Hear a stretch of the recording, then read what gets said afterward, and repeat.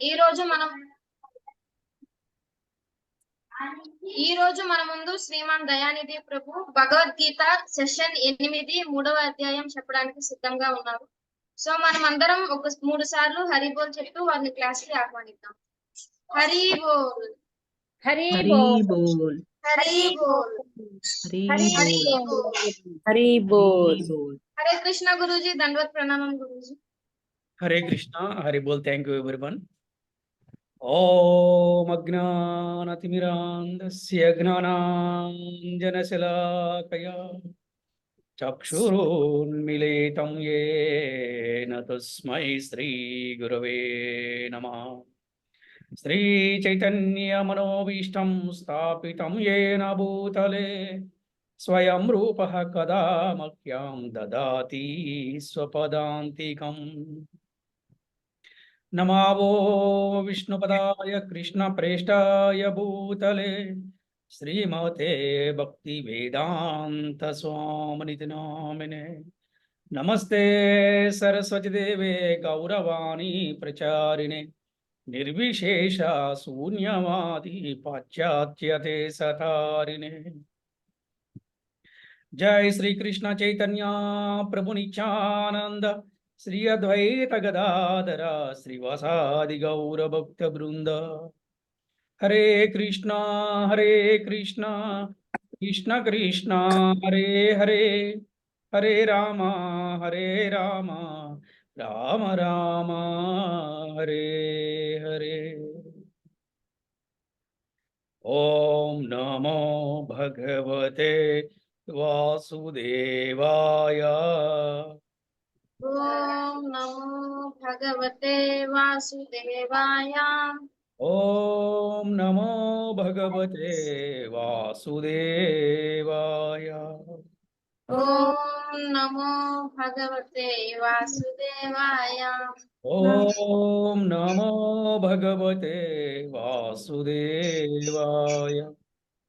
ఓం నమో భగవతే వాసుదేవాయ. Hare Krishna.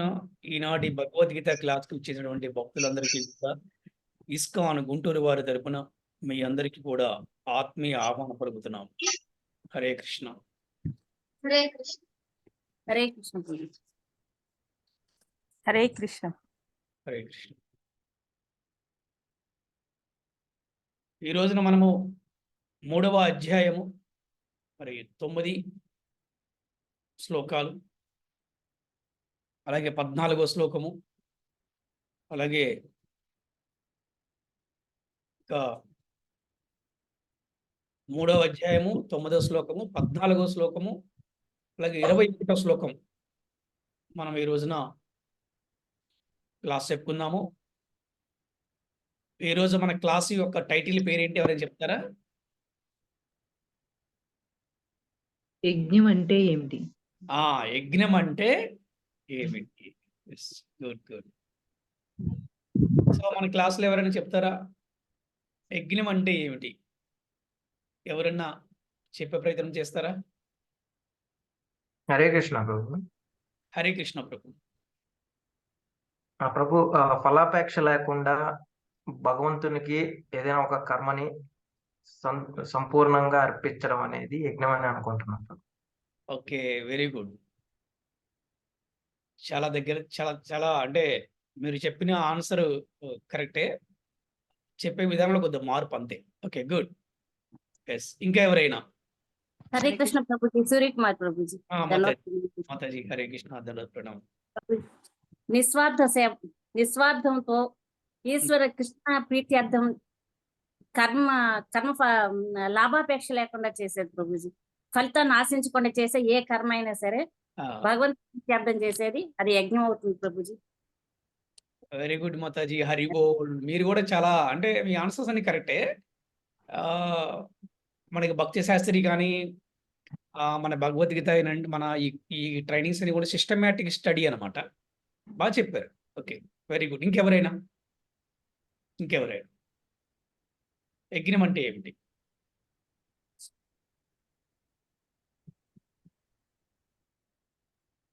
Okay, so Prabhuji. Hare Krishna. విష్ణువు కొరకు చేసే కర్మనే మనము యజ్ఞం అనొచ్చు ప్రభుజీ. Okay, very good. అంటే ఓకే. మనకే కర్మ అంటే బంధ కారణము కాకుండా ఉండేటటువంటి యాక్టివిటీని మనము యజ్ఞం అనొచ్చు Prabhuji. Okay. Okay. Hare. So మనం ఇంకా తెలుసుకుందాము. అంటే యజ్ఞం అంటే ఏంటనేది మన ఒక సింగిల్ లైన్ లో మనం ఆన్సర్ చేయొచ్చు, కానీ దానికి చాలా వివరంగా మనం చర్చించుకునే ప్రయత్నం చేద్దాము. మనము యజ్ఞం అంటే హరే కృష్ణ ప్రభుజీ. హరే కృష్ణ ప్రభు. ప్రభుజీ ధన్యవాద ప్రణామం. thank ఏం you. లేదు, అదే యజ్ఞం అంటే ఫలాపక్షి లేకుండా మనం కృష్ణుడికి ఏం చేస్తున్నాము, మనం ఏం చేస్తున్నాం, కృష్ణుడికి మనం ఆశించకుండా మనం ఏం భగవంతుడికి ఏం చేస్తున్నాం. ఓకే. మనం ఏదైతే మనం కర్మణ వాచన మనం చేస్తామో అదే యజ్ఞం కింద. అంటే మనం మనం ఏది కోరకూడదు, భగవంతుడు ఏ కోరిక మనం కోరకూడదు. అట్లా కోరందే యజ్ఞం కింద వస్తాయని అనుకుంటున్నాను నేను. మీరు ఏం చెప్తారు దాన్ని? వెరీ గుడ్, కరెక్టే. మీరందరూ కూడా చాలా చక్కగా వివరిస్తున్నారు. I'm so happy. ఎస్, మనము గనక చూస్తే జనరల్గా మన వైష్ణవులు ఏం చేసినా కూడా శ్రీకృష్ణ ప్రీత్యర్థం. మనం ఎవరికైనా కూడా యజ్ఞం అంటే ఏమిటి అని గనక ఎవరిని అడిగినప్పుడు మనం చక్కగా మంచిగా ఆన్సర్ ఇవ్వచ్చు సింపుల్గా. సర్వము శ్రీకృష్ణ ప్రీత్యర్థం చేసినప్పుడు దాన్ని మనం యజ్ఞం అంటాం. సర్వం శ్రీకృష్ణ ప్రీత్యర్థం. గోవు ఎందుకు సేవ చేయాలండి అంటే శ్రీకృష్ణ ప్రీత్యర్థం. సంకీర్తన ఎందుకు చేయాలి అంటే శ్రీకృష్ణ ప్రీత్యర్థం. అలాగే హోమం ఎందుకు చేయాలి అంటే శ్రీకృష్ణ ప్రీత్యర్థం. వైష్ణవులు ఎందుకు సేవ చేయాలి అంటే శ్రీకృష్ణ ప్రీత్యర్థం. భగవద్గీత భాగవతాలు ఎందుకు అధ్యయనం చేయాలి అంటే శ్రీకృష్ణ ప్రీత్యర్థం. విగ్రహారాధన ఎందుకు చేయాలి అంటే శ్రీకృష్ణ ప్రీత్యర్థం. భగవంతుడి నైవేద్యం ఎందుకు పెట్టాలి అంటే శ్రీకృష్ణ ప్రీత్యర్థం. సో ఇవన్నీ కూడా మనకి యజ్ఞం కింద వస్తుంది. మీరు చెప్పినట్టుగానే ఏమీ కూడా ఫలితం లేకుండా ఆశించేదాన్ని. సరే, మనం ఒక్క ముక్కలో చక్కగా చెప్పాలంటే యజ్ఞం అంటే ఏమిటంటే సర్వం శ్రీకృష్ణ ప్రీత్యర్థం చేసే వాటిని మనము యజ్ఞం అంటాం. అంతేకాదు భగవంతుడికి మనకి అందరూ దశావతారాలు అంటారు, కానీ మన భాగవతం ప్రకారము 22 అవతారాలు మన పూర్వ ఆచార్యులు వారి యొక్క అనుభవాలని ఉంచుకొని 22 అవతారాలను వర్ణించడం జరిగింది. ఈ 22 అవతారాల్లో ఒక అవతారం పేరు కూడా యజ్ఞము. భగవంతుడికి అనంత కోటి నామాలు ఉన్నాయి, భగవంతుడికి అనంత కోటి అవతారాలు ఉన్నాయి. అలాగే భగవంతుడికి అనంత కోటి రూపాలు కూడా ఉంటాయి. మనం గనక చూస్తే జగన్నాథ స్వామి పూర్ణ పురుషోత్తముని యొక్క అవతారం మనందరూ తెలిసిందే. మరి కలియుగ వైకుంఠం అనబడే తిరుమల తిరుపతి దేవస్థానంలో మరి శ్రీ వెంకటేశ్వర స్వామి వారు నిత్యం కూడా సేవలు అందుకుంటున్నారు, పూజలు అందుకుంటున్నారు. వారు కూడా గొప్ప రకమైన గొప్ప అవతారం అన్నమాట. సో మరి ఇవి మనకి భాగవతంలో లేవు. అంటే దీన్ని బట్టి మనం ఏం తెలుసుకోవాలంటే భగవంతుడికి అనంత కోటి నామాలు, అనంత కోటి అవతారాలు ఉన్నాయి. అలాగే భగవంతుడికి ఒక నామము యజ్ఞము. అందుకని ఏమి చేసినా విష్ణువు కొరకే, కృష్ణుడు కొరకే ఎవరైతే కర్మను చేస్తారో దాన్ని యజ్ఞం అంటారు. ఎవరికైనా సింపుల్గా ఆన్సర్ చెప్పాలంటే సర్వం శ్రీకృష్ణ ప్రీత్యర్థం. అందుకే చూడండి, మనము చేసే హోమాలకి యజ్ఞాలకి, బయటి వారు చేసే హోమాలకి యజ్ఞాలకి సంకల్పంలో కొద్దిగా భేదం ఉంటుంది. మనం ఏ విధంగా సంకల్పం చేస్తామంటే శ్రీకృష్ణ ప్రీత్యర్థం నరసింహస్వామి యజ్ఞం కరిష్యామి అంటే మనం ఇలా చెప్తాం అన్నమాట. అంటే అక్కడ డిఫరెన్స్ ఉందన్నమాట. కానీ మనం గనక వేరే హోమాలు గనక చూస్తే ఏం చెప్తారు వారు? క్షేమ, ధైర్య, అభయ, ఆయు, ఆరోగ్య, ఐశ్వర్య ఇలా చెప్తుంటారన్నమాట. కానీ మనం ఏం చేస్తామంటే సర్వం శ్రీకృష్ణ ప్రీత్యర్థం అని మనం చెప్తాం. దీన్ని మనం యజ్ఞం అన్నాం. ఓకే, హరే కృష్ణ. సో శ్లోకాన్ని ఎవరైనా చదువుతారా? హరే కృష్ణ గురూజీ, పద్మావతి గురూజీ, నేను చదవను. చదవండి. హరే కృష్ణ. యజ్ఞార్థాత్ కర్మణోన్యత్ర లోకోయం కర్మ బంధనః తదర్థం కర్మ కౌంతేయ ఉక్త సంగః సమాచర. హరే కృష్ణ. విష్ణువు కొరకై యజ్ఞ రూపమున కర్మను అనరింపవలెను. లేనిచో ఈ భౌతిక జగత్తున కర్మ బంధకారము కాగలదు. అందుచే ఓ కుంతీపుత్ర, విష్ణు ప్రీత్యర్థమే నీ విద్యుక్త ధర్మమును అనరింపము. ఆ విధముగా నీవు బంధము నుండి సదా విముక్తుడివై ఉండగలవు.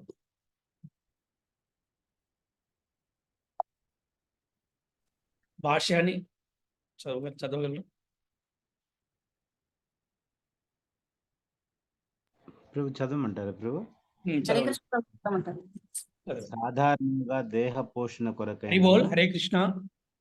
ప్రభుజీ. మనకి మన ఇస్కాన్లో ఒక సిస్టము ఉంది. ఏమిటంటే మనం ఎన్నో క్లాసులు వింటున్నామంటే అర్థం ఏంటంటే మన ఆచార్యులు చెప్పండి క్లాసులు విని మనం ఆచరించాలి. అందుకు మనం క్లాసులు వినాలి. శ్రీల ప్రభుపాదారి భాష్యంకి జై, శ్రీల గురుదేవుకి జై.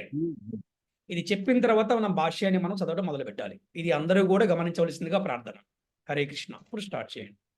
చెప్పండి శ్రీల ప్రభుపాదారి భాష్యంకి జై, శ్రీల గురుదేవుకి జై అని చెప్పిన తర్వాత మనము ఈ భాష్యాన్ని స్టార్ట్ చేస్తే గనక తప్పులు లేకుండా మనం చదవగలము. గురువు యొక్క శక్తి మనకు వస్తుంది. ప్రభుపాదుల వారి శక్తి మనకు వస్తుంది. కంటిన్యూ చేయండి. హరి బోల్ ప్రభుజీ. హరే కృష్ణ.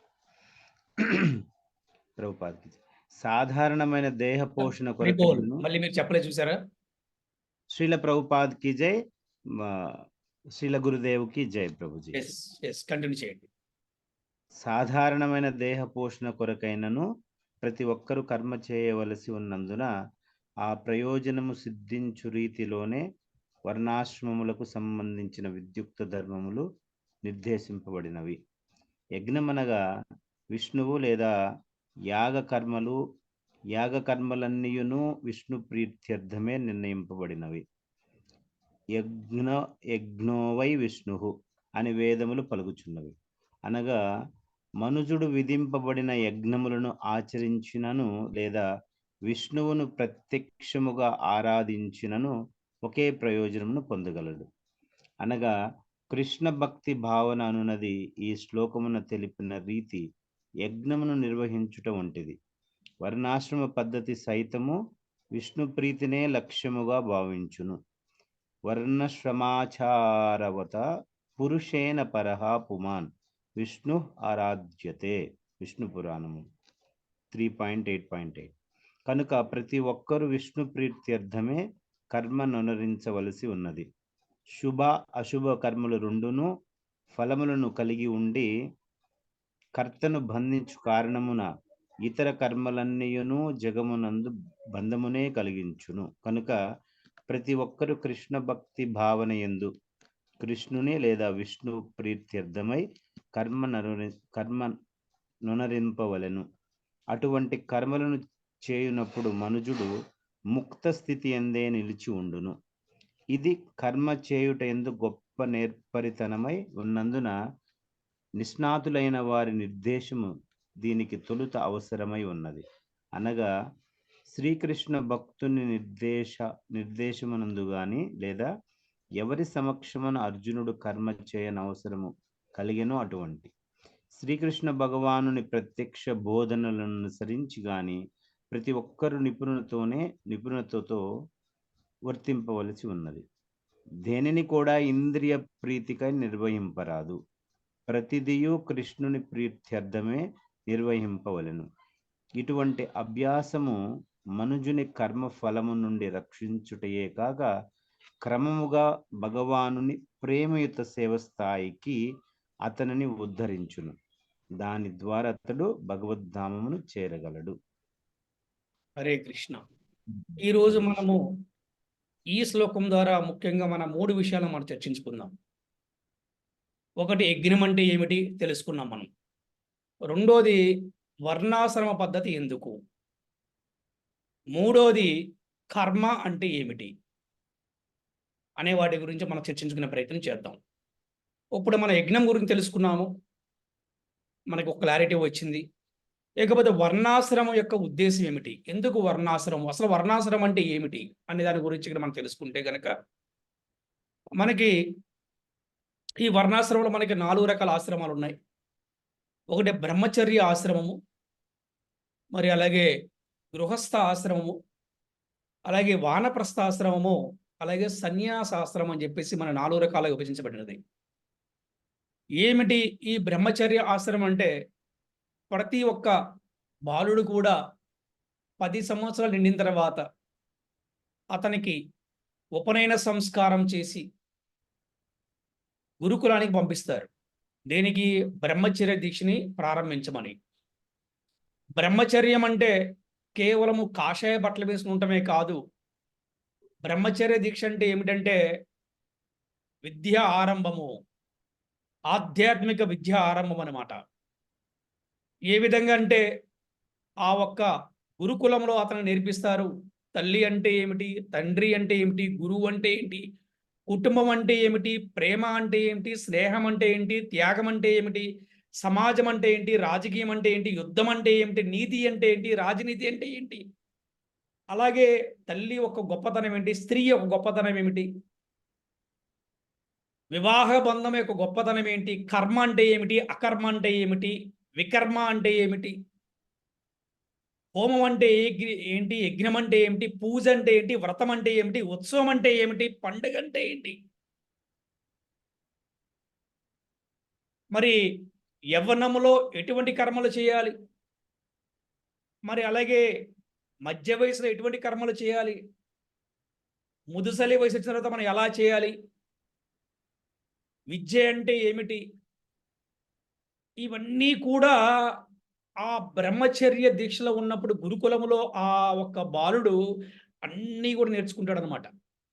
ఎప్పుడైతే ఈ బ్రహ్మచర్య దీక్షలో ఆ బాలుడు గురుకులంలో అన్ని నేర్చుకున్నాడో అతను 99% కూడా తప్పు చేయడానికి ఎక్కడ అవకాశం ఉండదు. తల్లిని ప్రేమిస్తాడు, భార్యని కూడా ప్రేమిస్తాడు, ప్రతి స్త్రీని కూడా అతను తల్లిలాగా భావిస్తాడు. ఇప్పుడు మనం చూస్తున్నాం కదా, అందరిని ఏమంటాం మనం, హరే కృష్ణ మాతాజీ అంటాం. ఎప్పుడైతే మాతాజీ అన్నామో మాతృభావన వచ్చేస్తుంది అనమాట. ఇది ఈ బ్రహ్మచర్య దీక్షలలో ఇంత గొప్పతనం ఉందన్నమాట. అందుకే రాజు సంతానమైన సామాన్యమానుడు సంతానమైన వాడు గురుకులానికి వెళ్ళే విద్య నేర్చుకోవాలి. ఇది వర్ణాశ్రమంలో ప్రధానమైనది. అంటే the basic fundamental rules in human life అనేవి ఈ గురుకులంలోనే నేర్చుకోవాలి.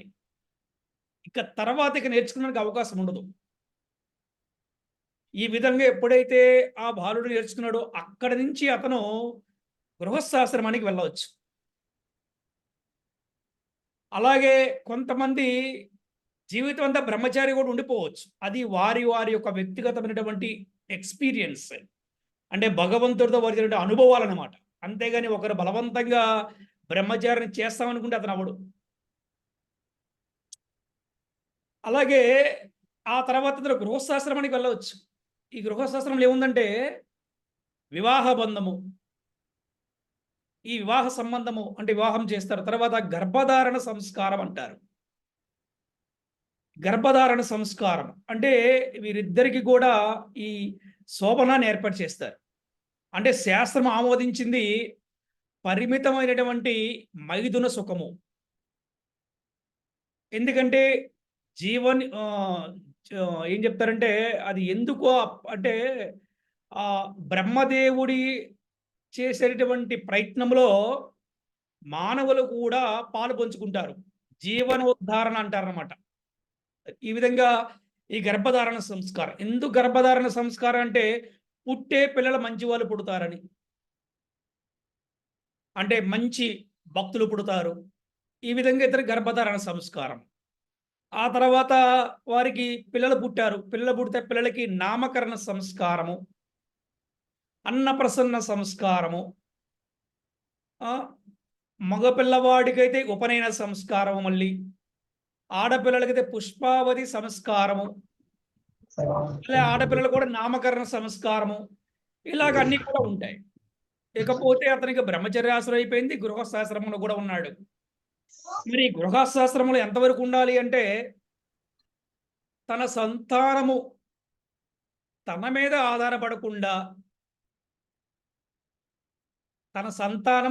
ఆధారపడకుండా, చిన్నప్పటి నుంచే భగవంతుని మీద ఆధారపడే విధంగా చేయాలి. అది తల్లిదండ్రుల యొక్క బాధ్యత. ఈ విధంగా చేయడం ద్వారా ఏమవుతుందంటే ఆ వ్యక్తికి 50 సంవత్సరాల వయసు రాగానే పిల్లల పెద్దవాళ్ళు అవుతారు, వాళ్ళకు కూడా వివాహాలు అయిపోతాయి. అప్పుడు వారు తండ్రి మీద ఆధారపడకుండా, లేకపోతే తల్లి మీద ఆధారపడకుండా ఉండగలుగుతారు. అప్పుడు ఈ పెద్దవాళ్ళు ఇద్దరు కూడా ఏం చేయాలంటే వానప్రస్థాశ్రమాన్ని స్వీకరించాలి. ఏ విధంగా తీర్థయాత్రలుగా ప్రయాణం చేయటం, లేకపోతే ఆశ్రమాల్లో నివసించడము, లేదనుకోండి ఈ కలియుగంలో గొప్ప అవకాశం ఉంది, వారు ఉన్న ఇంట్లోనే ఉండవచ్చు. నిరంతరము కృష్ణ భక్తి చేస్తూ, నిరంతరము కూడా ఈ జపం చేసుకుంటూ, నియమాలు పాటిస్తూ భగవంతుడి నైవేద్యం పెట్టుకుని కనుక వీరు ప్రసాదాన్ని స్వీకరిస్తే వారు వానప్రస్థంలో ఉన్నట్టు లెక్కే. వారేమి ఇంటిని వదిలేసి ఎక్కడికి వెళ్ళాల్సిన అవసరం అయితే లేదు. ఈ కలియుగంలో ఇది గొప్ప అవకాశం ఉందన్నమాట. ఇకపోతే సన్యాసాశ్రమం. సన్యాసాశ్రమం అనేది ఒక option, it is not a mandatory. సన్యాసాశ్రమం అనేది ఆప్షనల్, ఇది నాట్ ఏ మ్యాండేటరీ అనమాట. యాక్చువల్గా మనకి కలియుగ నియమం ప్రకారము సన్యాసాశ్రమాన్ని అలాగే బహుభార్యలు నిషేధించారనమాట. అయితే ఒక ప్రశ్న రావచ్చు, మరి ఎందుకండి మన ఇస్కాన్ వాళ్ళు సన్యాసం తీసుకుంటారని. దీనికి the best example Chaitanya Mahaprabhu మనకు ఎగ్జాంపుల్ అనమాట. ఎందుకంటే ప్రచారం చేయటం కోసం సన్యాసాన్ని స్వీకరించవచ్చు, నలుగురికి చూపించుకుంటం కోసం, సమాజంలో గౌరవం కోసం సన్యాసం కాదు. సన్యాసాశ్రమం ఎందుకు స్వీకరించాలంటే ప్రచారం చేయడం కోసం, ఇంకా ఎంతోమంది బద్ధజీవులు ఉద్ధరించడం కోసం. చైతన్య మహాప్రభు విలువైన సమయాన్ని వృధా చేయకూడదు అని ఆయన సన్యాసాన్ని స్వీకరించారు. మరి చైతన్య మహాప్రభు వారి యొక్క భార్య విష్ణుప్రియ దేవి మాతాజీ కూడా చాలా చక్కగా సహకరించారు. మనం విన్నాం, మనం చూసామన్నమాట. ఆ తర్వాత మరి చైతన్య మహాప్రభు ఏ విధంగా వారు పూరి జగన్నాథ్ వచ్చి మరి అక్కడ సుమారుగా 18 సంవత్సరాలు ఆయన అక్కడ తపస్సు చేసి కొంతమంది శిష్యుల్ని వారు తయారు చేసుకొని అక్కడి నుంచి భారతదేశం అంతా కూడా వారు ప్రచారం కోసం ప్రయాణించారు, మనం చూసాం.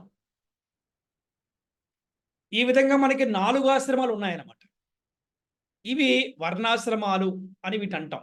అయితే దీని యొక్క ఉద్దేశం ఏమిటి అంటే ఈ బ్రహ్మచర్యాశ్రమంలో కూడా భగవంతుని గురించి తెలుసుకునే ప్రయత్నమే ఈ యొక్క ఎడ్యుకేషన్ అంతా కూడా.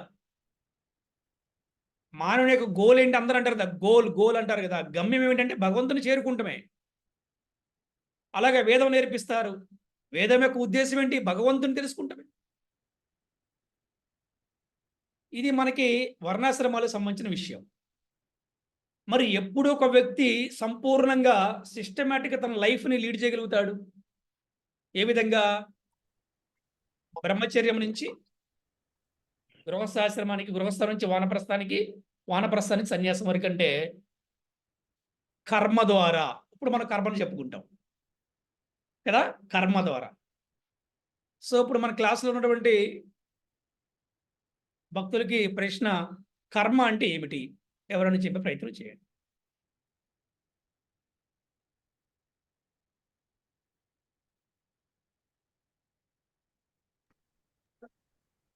హరే కృష్ణ గురూజీ, భగవంతుని కేంద్రంగా పెట్టుకొని చేసేది కర్మ అంటారు. ఇంకెవరైనా? ఇది తప్ప, ఒప్ప లేకపోతే రైటా రాంగ్ అని ఎవరు ఆలోచించద్దు. అందరూ కూడా స్పీక్ అవుట్ అంటే అందరూ కూడా మాట్లాడడానికి ప్రయత్నించండి. హరే హరే కృష్ణ కృష్ణ ప్రభు. గురూజీ, పద్మావతి గురూజీ. కర్మ అంటే మనం చేసుకునే పనిని కర్మ అని అంటాం. ఓకే. హరే కృష్ణ ప్రభు. నెక్స్ట్ ప్రభు, మనం ఏదైనా ఒక ఫలితం ఆశించి ఏదైనా ఒక కోరిక కోరుకుని దాన్ని పొందటం కోసం చేసే పనిని ఏమైనా కర్మ అనొచ్చు ప్రభు. ఓకే. నెక్స్ట్ ఇంకెవరైనా ట్రై చేస్తారా? నేను ఎక్స్పెక్ట్ చేసిన ఆన్సర్ ఇంకా రాలేదు, బట్ ట్రై చేయండి ఎవరైనా ఇంకా. హరే కృష్ణ గురుజీ, దండవత్ ప్రణామం. హరే కర్మ కృష్ణ. అంటే మనం చేసిన పుణ్యం గాని పాపం గాని తిరిగి మళ్ళీ దాని తాలూకా రిజల్ట్ వస్తుందంటారు. దాన్ని కూడా కర్మ అంటారు మరి. హరే కృష్ణ గురూజీ, కర్మ అంటే భగవంతునితో సంబంధం లేకుండా చేసే పనులని కర్మ అని అంటారు. హరి బోల్, this is what I'm expecting. Hare Krishna Prabhuji. Hare Krishna ప్రభు. 3 రకాల కర్మ ఉన్నాయి. కర్మ, అకర్మ, వికర్మ. ప్రభు కర్మ అంటే ఒక్క నిమిషం ప్రభు. ఆ, నేను కర్మ అంటే ఏమిటంటే కర్మ గురించి చెప్పండి ప్రభు, దయచేసి ఏమనుకోబాకండి. కర్మ అంటే భగవంతుడి కోసం చేసే పనులు ఏమైనా కూడా మనం చేసే కర్మలు, మనం చేసే దినచర్యలు ఉంటాయి కదా. ఏదైతే పొద్దు నుంచి మనం ఉదయం నుంచి మంగళారతి పాల్గొనటం, ఇవన్నీ భగవంతుడికి చేసే కర్మలన్నీ ప్రిత్యర్థం, భగవంతుడి ప్రిత్యర్థం కింద వస్తాయి అన్నమాట. కర్మలు అంటే భగవంతుడు చేసే పనులన్నీ కర్మల కింద వస్తాయి అన్నమాట. ఓకే ప్రభు. హరే కృష్ణ. ఓకే.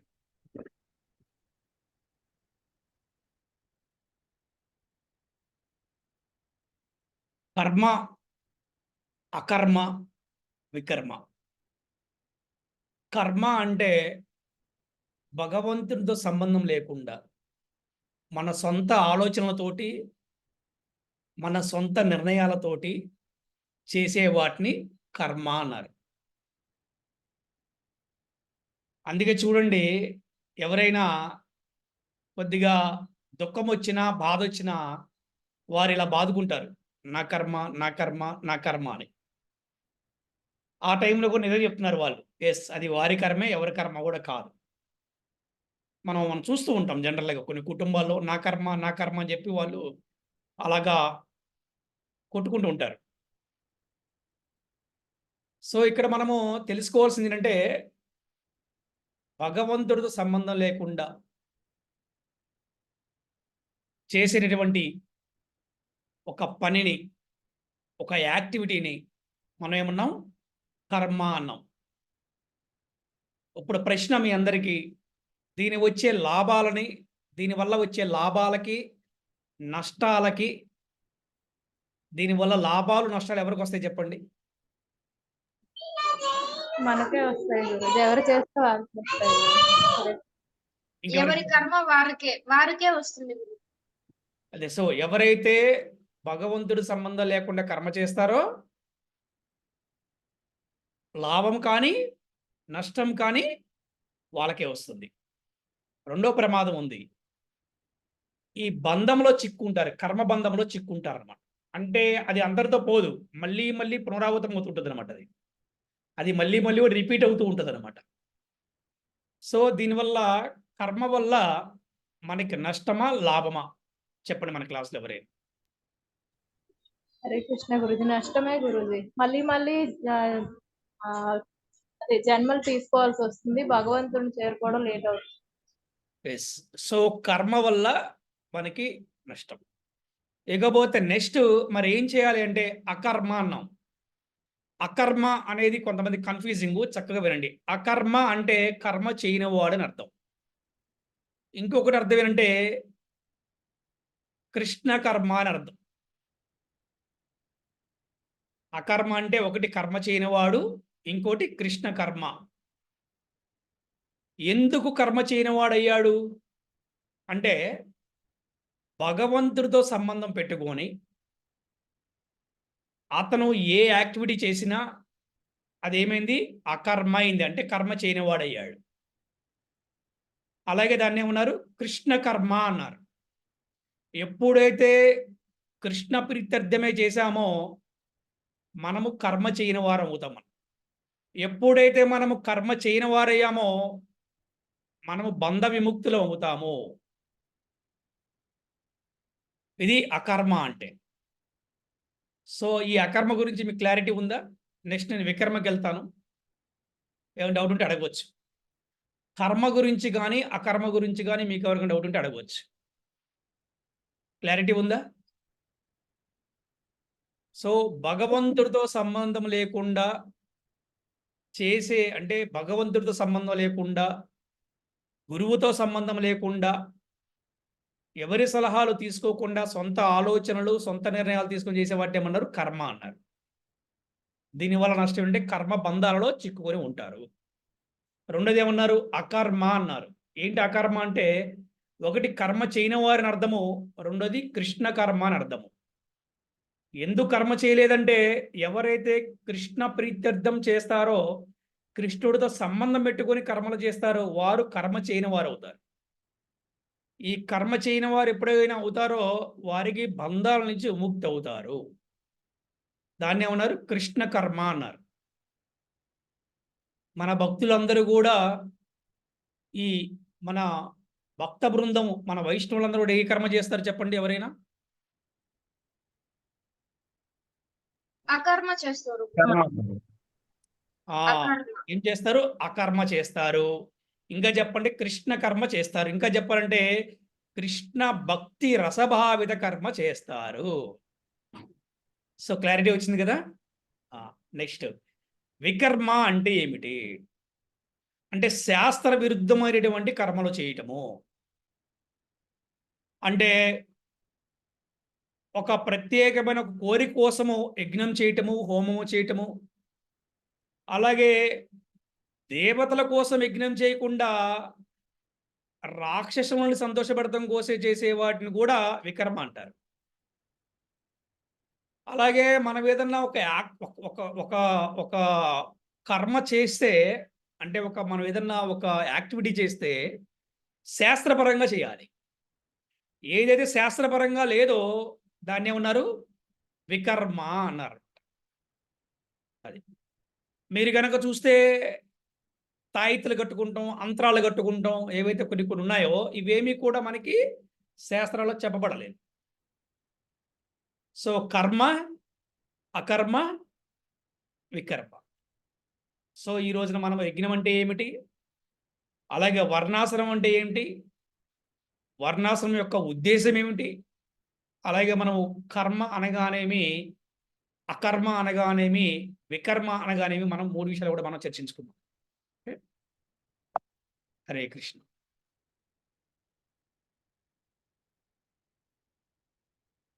ఎస్ 14వ శ్లోకం.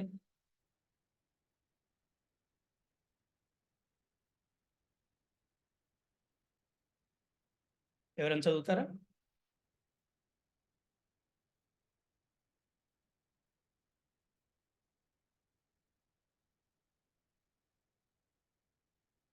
హరే కృష్ణ. హరే కృష్ణ గురూజీ. పద్మావతి గురూజీ. హరే కృష్ణ. అన్నాద్ భవంతి భూతాని పర్జన్యాదన్న సంభవః యజ్ఞాద్ భవతి పర్జన్యో యజ్ఞః కర్మ సముద్భవః. హరే కృష్ణ. జీవదేహములన్నీను వర్షము వలన ఉత్పన్నమైనట్టి ఆహార ధాన్యముపైనే ఆధారపడి జీవించును. వర్షములు యజ్ఞాచారము వలన కలుగును. విహిత కర్మాచారము నుండి యజ్ఞము ఉద్భవించుచున్నది.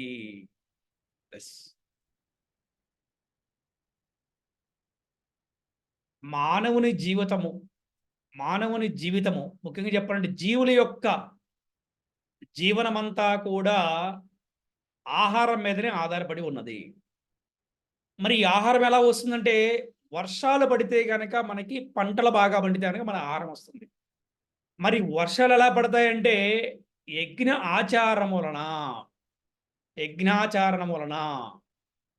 ఏంటి యజ్ఞం అంటే మనం చెప్పుకున్నాం. మనము ఈ ఒక్క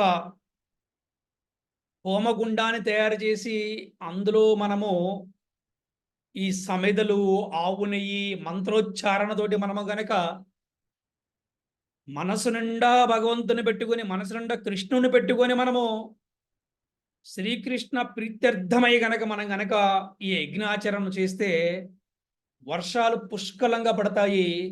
ఎప్పుడైతే వర్షాలు పుష్కలంగా ఉన్నాయో పంటలన్నీ కూడా పచ్చగా ఉంటాయి, పల్లెలన్నీ కూడా పచ్చగా ఉంటాయి. అప్పుడే ఆ ఊరు, ఆ రాజ్యం అంతా కూడా రామరాజ్యంలాగా ఉంటుందంట. అందరూ అంటారు కదా, రామరాజ్యంలాగా ఉండాలని.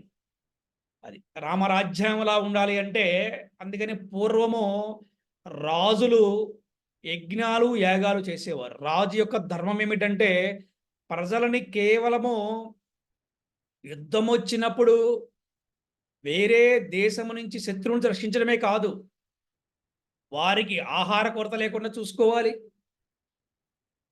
అలాగే వారికి వసతిని ఏర్పాటు చేయాలి, అలాగే వారికి నీరు ఆహారము ఇవ్వాలి, అలాగే వారికి వ్యవసాయం చేసిన అవకాశాన్ని కల్పించాలి. అన్నిటికన్నా ముఖ్యము కోరికలు లేకుండా జీవించినటువంటి వ్యవస్థని వాళ్ళు ఏర్పాటు చేయాలి. ఎవరు? ఇది రాజు యొక్క ధర్మము. ఏ విధంగా కోరికలు లేకుండా ప్రజలని ఆయన ఉంచగలుగుతాడు అంటే ఒక వ్యవస్థ ఉంది. ఆ వ్యవస్థ ఏంటంటే భగవద్గీత అధ్యయనము. మనకి ఏవం పరంపరా ప్రాప్తమిమం రాజర్షయో విదుహు సకాలేనేహ మహత యోగో నష్ట పరంతప అన్నారు. అంటే ఈ అవ్యయమైన యోగ శాస్త్రమును గురు శిష్య పరంపరా రూపమున స్వీకరించబడినది. రాజర్షులు దానిని అవగతము చేసుకొనిరి. ఎందుకు రాజర్షులు దాన్ని అర్థం చేసుకోవాలి, ఎందుకు రాజర్షులు దాన్ని ఆచరించాలి అంటే రాజు గనక ఏదైతే ఆచరిస్తాడో ప్రజలందరూ కూడా అదే ఆచరించడానికి ప్రయత్నిస్తారు. ఆ రాజు గనక గీతా జ్ఞాని అయితే గనక, ఆ రాజు గనక గొప్ప భక్తుడైతే గనక ప్రజలందరూ కూడా గీతా జ్ఞానులు అవుతారు. ఇంటింటా కూడా గీతా జ్యోతి వెలుగుతుందన్నమాట, గీతా జ్ఞాన జ్యోతి వెలుగుతుందన్నమాట. ఏ ఇంటిలో అయితే భగవద్గీత జ్ఞాన జ్యోతి వెలుగుతుందో ఆ ఇంటిలో కోరికలు అనేవి ఉండవు. ఏ రాజ్యములైతే మానవులకి కోరికలు ఉండవో ఆ రాజ్యములో రాజు ప్రజలని చక్కగా పరిపాలించగలుగుతాడు. కష్టాలకి కారణము కోరికలే, దుఃఖాలకి కారణము కోరికలే, యుద్ధాలకి కారణం కూడా కోరికలే. అందుకని రాజు అనేవాడు ఎలా ఉండాలి అంటే రాజర్షిలాగా ఉండాలి. రాజు ఎలా ఉండాలి? రాజర్షి. రామాయణంలో ఒక గొప్ప రాజర్షి పేరు చెప్పండి మీరు ఎవరైనా. జనకుడు ప్రభుజీ, జనక మహారాజు జనక ప్రభుజీ. మహారాజు ఎంత గొప్ప రాజర్షి అంటే అతను రాజ్యాన్ని ఎంత చక్కగా పరిపాలిస్తాడంటే మనంతా తెలిసిందే. కానీ ఒక్క విషయంలో ఆయన్ని రాజర్షి అని చెప్పుకోవచ్చు. ఎలాగంటే సీతాదేవి అడవులకి వెళ్ళినప్పుడు ఏ రోజు కూడా రాముణ్ణి జనక మహర్షి ఏమయ్యా నా కూతుర్నిచ్చి నీకు వివాహం చేశానే, కన్యాదానం చేశానే, నీవు నా కూతుర్ని ఈ విధంగా నువ్వు బాధ పెడుతున్నావు, ఇది నీకు తగునా అని ఏ రోజు కూడా అడగలేదు. అది రాజర్షి యొక్క వ్యక్తిత్వం అంటే. అందుకే ఆయన ఏమన్నారు? రాజర్షి అన్నారు. అది ఎందుకంటే రాజర్షులకు తెలుసు ఈ రాముడు సామాన్యమైన మానవుడా, భగవంతుడా, సీతాదేవి సామాన్యటువంటి గృహిణ లేకపోతే సాక్షాత్తు లక్ష్మీదేవి యొక్క అవతారమా అన్న విషయాన్ని తెలుసుకోగలుగుతారు. ఎవరు? రాజర్షులు మాత్రం తెలుసుకుంటారు అన్నమాట. అందుకని వారిని భౌతికంగా చూడలేదు జనక మహర్షి, వారిని భౌతికంగా చూడలేదన్నమాట. అందుకని మనము ఏ కర్మ చేసినా కూడా మనము భగవంతుని కేంద్రంగా పెట్టుకుని మన కర్మ చేయాలి. కానీ మన మానవ సమాజంలో చూస్తున్నాం ఈ రోజున ఒక ఆడపిల్ల కనుక వివాహం చేస్తే ఆ ఆడపిల్లని అత్తారింటి కనుక పంపిస్తే అక్కడ ఏదైనా ఒక చిన్న సమస్య వస్తే అది పుట్టింటి వారికి చెబితే వాళ్ళు వీళ్ళు పెద్ద తగాదాలు ఫైటింగ్లు జరుగుతున్నాయి, అంటే డైవర్స్ దాకా వెళ్ళే పరిస్థితి వచ్చిందనమాట. అందుకే వివాహానికి ముందు ప్రతి ఒక్క పురుషుడికి ప్రతి ఒక్క స్త్రీకి కూడా ఈ భగవద్గీత రామాయణాలు చదివి వినిపించి ఆ తర్వాత వీళ్ళకి వివాహాలు చేసినప్పుడు వారు చాలా ఆనందంగా ఉంటారు. వాళ్ళ వాళ్ళ కుటుంబానికి సమాజానికి కూడా మంచి జరుగుతుంటుంది అనమాట. ఈ విధంగా ఇవన్నీ కూడా యజ్ఞమే. ఇది భగవంతుడు ఏ విధంగా జీవించమన్నాడో ఆ విధంగా జీవిస్తే ప్రతి ఇంట్లో కూడా నిత్యము యజ్ఞమే. యజ్ఞం అంటే ఓన్లీ అగ్నిహోత్రమే అనుకోవాల్సిన అవసరం లేదు. అందుకని ఇక్కడ భగవంతుణ్ణి సంతోషపెట్టే ప్రయత్నం కనుక చేస్తే, సర్వము శ్రీకృష్ణ ప్రీత్యర్థం కనుక మనం చేస్తే వర్షాలు చక్కగా పడతాయి. ఈ వర్షాల వల్ల పంటలు బాగా వస్తాయి. ఈ పంటల వల్ల ఆహార ధాన్యాలు వస్తాయి. వాటి వల్ల సర్వ జీవులకు కూడా ఆహారం ఉంటుంది, కేవలం మానవులకే కాదు. మనం చూసాం గోవర్ధనగిరి పర్వతంలో మరి ఆవులకి ఆహారం ఎలా వచ్చిందండి? ఆ గోవర్ధనగిరిలో ఉన్నటువంటి గడ్డి, నీళ్లు మనం చూసాం. గోవర్ధనుల యొక్క ఉద్దేశం కూడా అదే కదా అండి. అందుకని ఏం చెప్పాడు? ఇంద్రుడి కోసం పూజ వద్దు అన్నాడు. అదేంటి నాయన, ఇంద్రుడు కనుక పూజ చేయకపోతే, ఆయనకి కనుక కోపం వస్తే, మనకి వర్షాలు పడకపోతే, మనకి పంటలు పండకపోతే ఎట్లాగా అని అన్నారు నందమహారాజు. అప్పుడు ఏం చెప్పాడు బాలకృష్ణుడు, మన కృష్ణయ్య, మన కన్నయ్య ఏం చెప్పాడు? నాన్నగారు, భయముతో చేసే పూజ వల్ల ఎవరికి ఉపయోగం లేదు. అంటే ఇంద్రుడు అంటే భయమే కదా మీ అందరికి ఇప్పుడు. అందుకని భయము పోయి ఇంద్రుడి పట్ల ప్రేమ ఉన్నప్పుడు పూజ చేద్దరు. కానీ ప్రస్తుతానికి మనకి గోవర్ధనుడికి మనం పూజ చేద్దాము.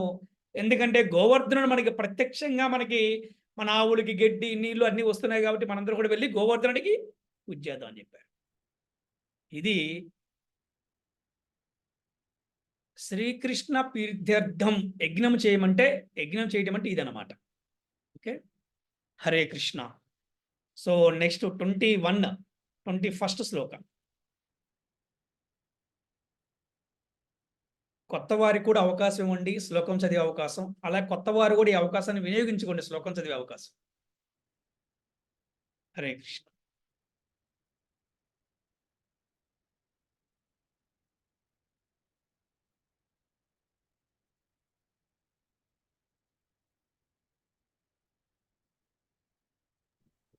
ఓకే, హరే కృష్ణ. హరే కృష్ణ. యద్యదాచరతి శ్రేష్ట తత్తదేవోత్తరో జనః స యత్ప్రమాణం కురితే లోకస్తదానువర్తతే. హరే హరి కృష్ణ. బోల్. హరే కృష్ణ. మహనీయుడైన వ్యక్తి ఎట్టి కార్యములను చేయునో వానిని సామాన్య జనులు అనుసరింతురు. తన ఆదర్శ ప్రాయకర్మము ద్వారా దేనిని అతడు ప్రమాణముగా నిర్ణయించునో దానిని లోకమంతయు అనుసరించును. ఇది చాలా చాలా ముఖ్యమైనటువంటి అంశము. చాలా మంచి టాపిక్ అన్నమాట ఇది.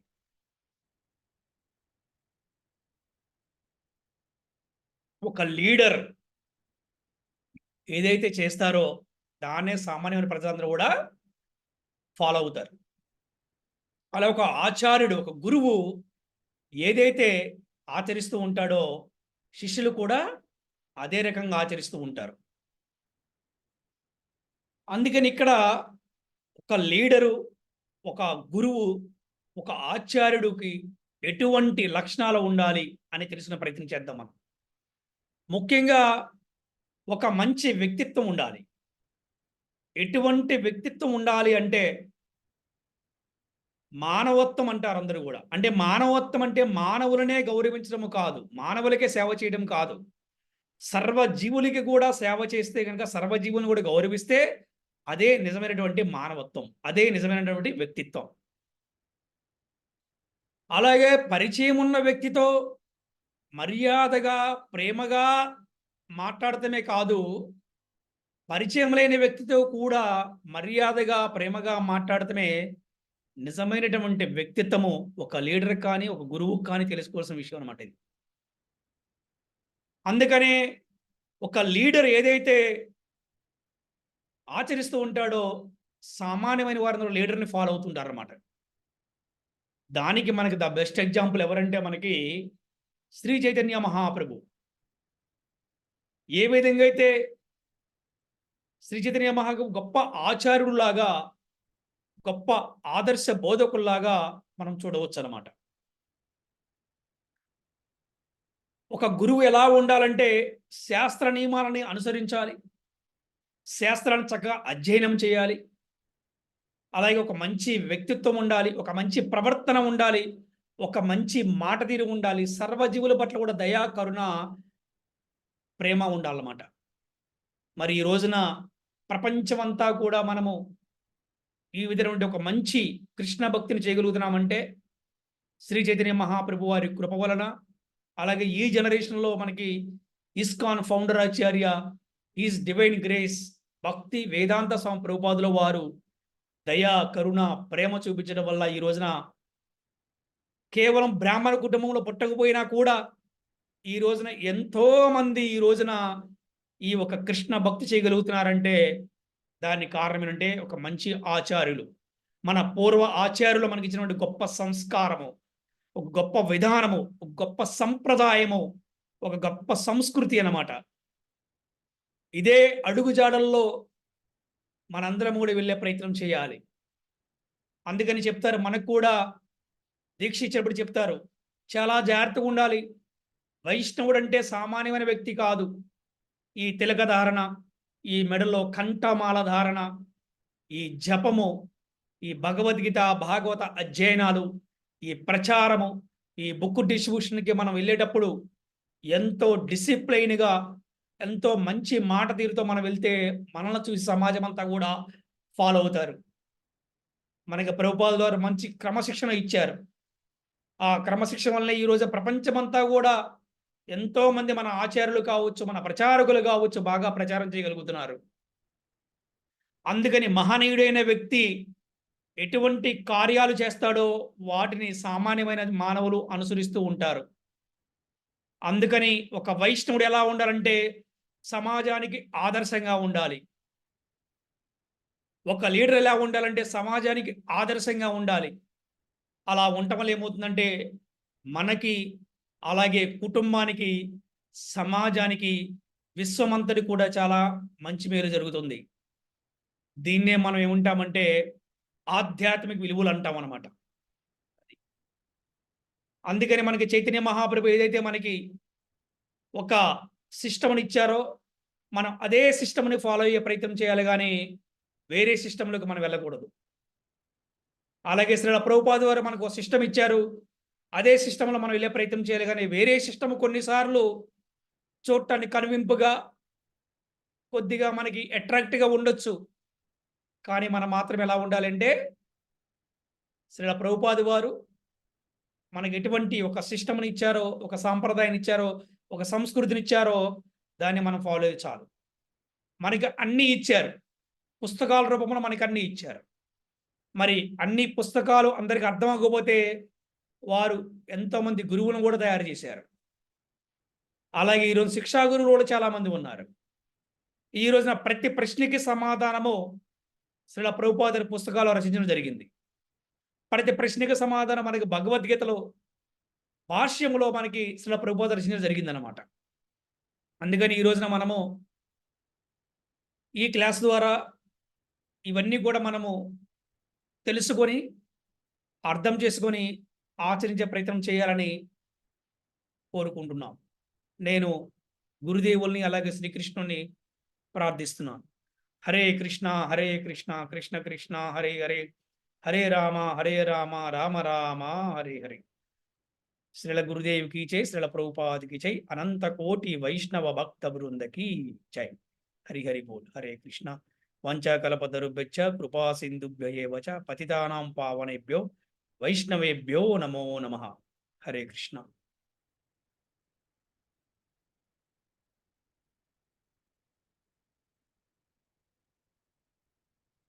హరే కృష్ణ. ఎవరికైనా ఏమన్నా ప్రశ్నలు ఉంటే అడగవచ్చు, అలాగే సందేహాలు ఉంటే కూడా అడగవచ్చు.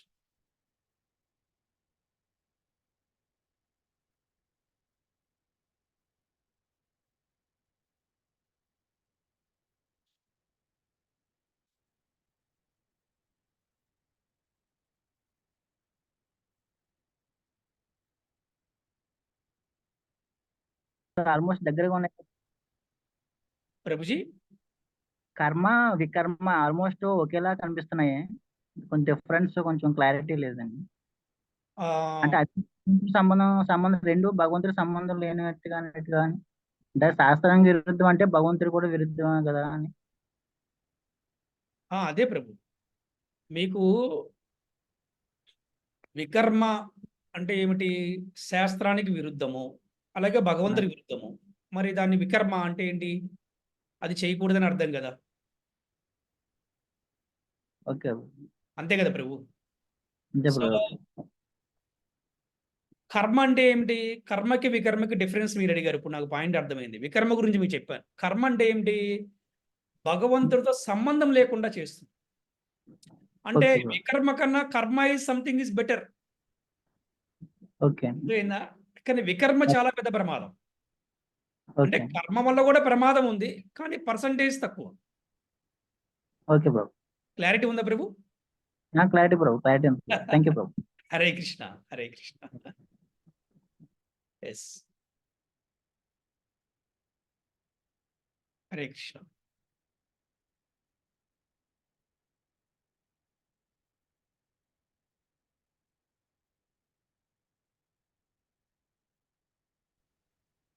హరే కృష్ణ ప్రభు.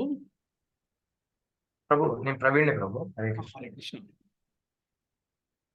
ప్రభు ఈరోజు నేర్చుకున్న పాయింట్ ఏంటంటే ప్రభు, యజ్ఞం అనగా ఏముంటుందండి? ఓకే. సో మనము ఏ పని చేస్తున్నాం అనేది ఇంపార్టెంట్ అనేది కాదు, బట్ కానీ ఆ పని భగవంతుని ప్రీత్యర్థం కోసం, కృష్ణ ప్రీత్యర్థం కోసం చేస్తే ఏ పనైనా అది యజ్ఞంతో సమానము లేదా యజ్ఞం అవుతుంది అనేది ఈరోజు నేర్చుకున్నాను. ఇంకొక విషయం ఏంటంటే కర్మకి వికర్మకి తేడా, డిఫరెన్స్ కొంచెం క్లియర్ గా తెలిసింది. వికర్మ అంటే ప్రాహిబిటెడ్ థింగ్స్, కర్మ అంటే unprescribed things. Yes, thank you Prabhu. Hare Krishna. Hare Krishna. Very good. Okay.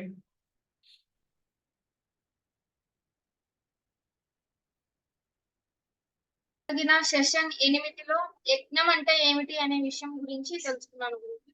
అసలు యజ్ఞం అంటే శ్రీకృష్ణుని ప్రీత్యర్థమే యజ్ఞం అని తెలుసుకున్నాను. అండ్ అలాగే శ్రీకృష్ణుని ప్రీత్యర్థం అంటే అక్కడ గోసేవ, గురుసేవ, గోవిందుని సేవ, భగవద్గీత భాగవతం చదవడం, భగవంతునికి నైవేద్యం సమర్పించడం, కృష్ణ కర్మలు చేయడం, ఇవన్నీ శ్రీకృష్ణ ప్రీత్యర్థం అని తెలుసుకున్నాను. అండ్ మనకి భగవంతునికి అనంత కోటి నామాలు ఉన్నాయి. ఆ నామాలలో యజ్ఞం అనేది కూడా భగవంతుని యొక్క నామం అని ఈ రోజు నేను క్లాస్ లో తెలుసుకున్నాను. అండ్ అలాగే వర్ణాశ్రమం, మనకి 4 వర్ణాశ్రమాలు ఉన్నాయి అని తెలుసుకున్నాను. బ్రహ్మచర్య ఆశ్రమము, గృహస్థాశ్రమము, వానప్రస్థాశ్రమము, సన్యాస ఆశ్రమము ఉన్నాయని తెలుసుకున్నాను. అండ్ వీటి అన్నిటి యొక్క ముఖ్య ఉద్దేశం కూడా భగవంతుని చేరుకోవడం, భగవంతుని సంపూర్ణంగా తెలుసుకోవడం అని తెలుసుకున్నాను. అండ్ అలాగే వీటిలో ఒక్కొక్క స్టెప్ రావాలి అంటే కర్మల్ని ఆచరించాలి. ఆ కర్మల్లో కూడా 3 రకాలు ఉన్నాయి: కర్మ, అకర్మ, వికర్మ అని తెలుసుకున్నాను గురూజీ. కర్మ అంటే అసలు పూర్తిగా భగవంతునితో సంబంధం లేకుండా కోరికలు ఏదైనా ఏ పని చేసినా దానిని కర్మ అంటారు అని తెలుసుకున్నాను గురూజీ.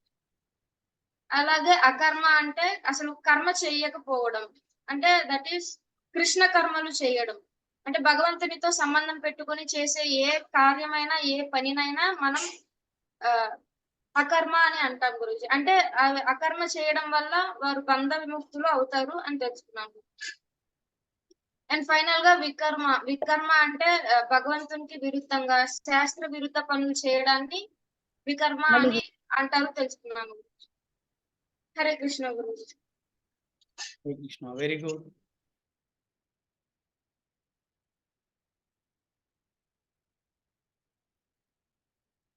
ఓకే. సో మీ అందరికీ నేను ప్రశ్న వేస్తాను. మీరు అలాగే ప్రశ్న అడగట్లేదు కాబట్టి ప్రశ్న అడగనా? మరి అడగనా? అడగండి. యా. సో మహాభారతంలో అకర్మ ఎవరు చేశారు, వికర్మ ఎవరు చేశారు చెప్పండి. కొత్త వాళ్ళకి అవకాశం ఉంది. ఎవరైనా ఎప్పుడన్నా మాట్లాడతారో అండి, మాట్లాడిద్దామని ప్రయత్నం చేస్తున్నాడు నేను. హరే కృష్ణ ప్రభు. హరే కృష్ణ చైతన్య ప్రభు. హరే కృష్ణ ప్రభు. అకర్మ అర్జునుడు చేశారు ప్రభుజీ. అకర్మ అర్జునుడు చేశారు ప్రభుజీ. అర్జునుడు. Okay, very good. Okay, Vikarma దుర్యోధనుడు చేశారు ప్రభుజీ. Very good. వెరీ గుడ్, బాగా చెప్పారు. Yes, okay. ఇంకెవరైనా చెప్తారా?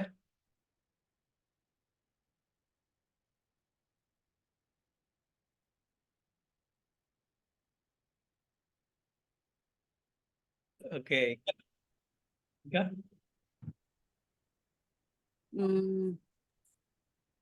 వికర్మ కంసుడు చేశారు ప్రభుజీ. Very good. కంసుడు ఎస్, వీళ్ళందరూ Prabhuji. Yes. Thank you. Okay, ఈ రోజు క్లాసులో ఏం తెలుసుకున్నారు?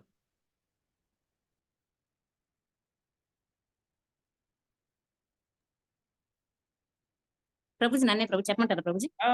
చెప్పండి.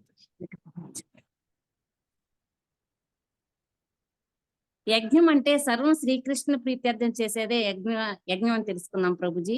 గోసేవ, భగవద్గీత, భాగవత శ్రవణం, పారాయణ చేయటం, కృష్ణుడికి ప్రసాదం వండడం, ఇవన్నీ కూడా శ్రీకృష్ణ ప్రీత్యర్థం చేసాయి కాబట్టి యజ్ఞం కిందకి వస్తాయని తెలుసుకున్నాం ప్రభుజీ. వర్ణాశ్రాలు 4 ప్రభుజీ. బ్రహ్మచర్య ఆశ్రమము, గృహస్థాశ్రమం, వానప్రస్థాశ్రమం, సన్యాసాశ్రమం ప్రభుజీ. బ్రహ్మచర్య ఆశ్రమంలో ఆధ్యాత్మిక విద్యను నేర్చుకోవడానికి వెళ్తారు ప్రభుజీ, గురుకులాలకి అవి. గృహస్థాశ్రమంలో గర్భధారణ సంస్కారము, నామకరణ సంస్కారం, ఉపనయన సంస్కారం, పుష్పవతయన సంస్కారాలు ఇవన్నీ జరుగుతాయి ప్రభుజీ. ఆ కార్యక్రమాలు చేయడానికి గృహస్థాశ్రమం ఉంటారు. వానప్రస్థాశ్రమంలో తపస్సులు అవి చేయడానికి నేను అక్కడ మిస్ అయ్యాను ప్రభుజీ, ఆ పాయింట్. సన్యాసాశ్రమం ప్రచారం కోసమే ఆ జీవితాన్ని అక్కడ ఉపయోగించుకుంటారు ప్రభుజీ. ఆ సమయాన్ని భగవంతుతో సంబంధం లేకుండా చేసే పనులన్నీ కర్మలు అంటారు ప్రభుజీ. అకర్మ అంటే భగవంతుడికి సంబంధంగా ఉండి చేసే ఆ కర్మ. భగవంతుడు శ్రీకృష్ణ ప్రీత్యర్థం చేసే పనులన్నీ లాభాపేక్ష లేకుండా చేసేయన్ని. ఈ లాభాపేక్ష లేకుండా చేసే కర్మలన్నీ అకర్మలు అవుతాయి ప్రభుజీ. వికర్మ అంటే మనం భగవంతుడికి కాకుండా వ్యతిరేకంగా రాక్షసులకి వీడికి చేసేయి భగవంతుని విడిచిపెట్టి రాక్షసులకి చేసే ఈ కర్మలన్నీ వికర్మలు అవుతాయి. అంటే విడిచిపెట్టే భగవంతుని విడిచిపెట్టి చేసే కర్మలన్నీ అన్నట్టుగా నేను గుర్తుపెట్టుకున్నాను ప్రభుజీ. అవి వికర్మలు అంటారు ప్రభుజీ. శాస్త్రానికి విరుద్ధంగా చేసేవి వికర్మలు ప్రభుజీ. అర్థమైంది ప్రభుజీ. Thank you Prabhuji. హరే కృష్ణ ప్రభుజీ. హరే కృష్ణ, హరే కృష్ణ, హరే కృష్ణ, హరే కృష్ణ, కృష్ణ కృష్ణ హరే హరే, హరే రామ హరే రామ, రామ హరే కృష్ణ, హరే కృష్ణ, కృష్ణ కృష్ణ హరే హరే, హరే రామ హరే రామ, రామ హరే కృష్ణ, హరే కృష్ణ, కృష్ణ కృష్ణ హరే హరే, హరే రామ హరే రామ, రామ రామ హరే హరే. ప్రపోదర భాషం की जय, श्रील गुरुदेव की जय, अनंत कोटि वैष्णव भक्त वृंद की जय. हरि हरि बोल. हरे कृष्ण.